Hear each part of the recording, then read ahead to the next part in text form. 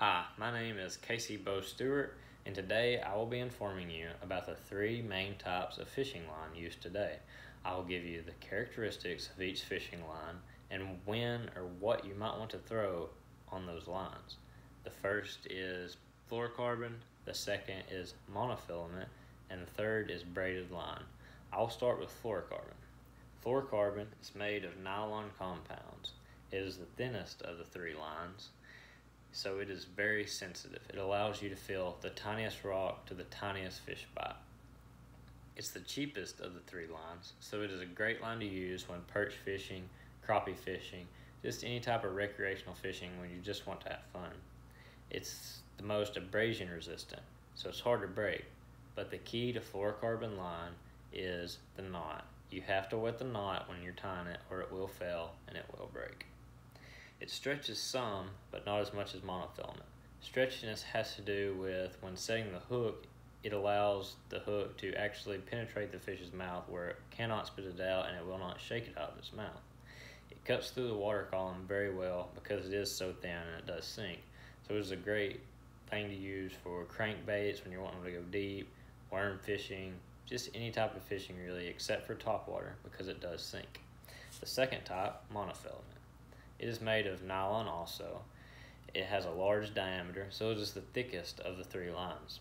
It floats on the top of the water, so that allows it to be the best line for topwater fishing. You can also use it worm or any type of other fishing.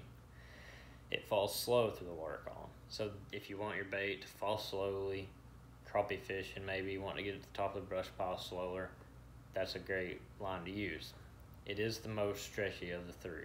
So that allows you to set the hook great, and if the fish comes to the boat and then dives straight down, it has a little bit of stretchiness so the line will not snap instantly. It is a great line to use for jig fishing or jerkbait fishing. Good line to use. Braided line is the third line. It is made of different fibrous compounds woven together, so it is very strong, although it is thin and it does float. So it's kind of in the middle of monofilament and fluorocarbon in that aspect. It's the least sensitive though, so it's hard to feel those little bites and those little rocks. If you're wanting sensitivity, this is not the line to use. It don't break easily though, so that's a good thing. It cuts through the water column well since it's so thin. So it's the best line to use for Alabama rig fishing or just really any other kind of fishing you can use it for because it does float, so you can throw topwater on it.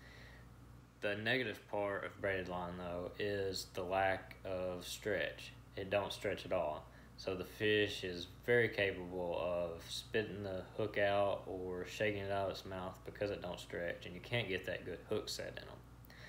That's the three main types of fishing line used today. If you have any questions, comment on this post and I'll answer them the best way I can. Thank you for listening.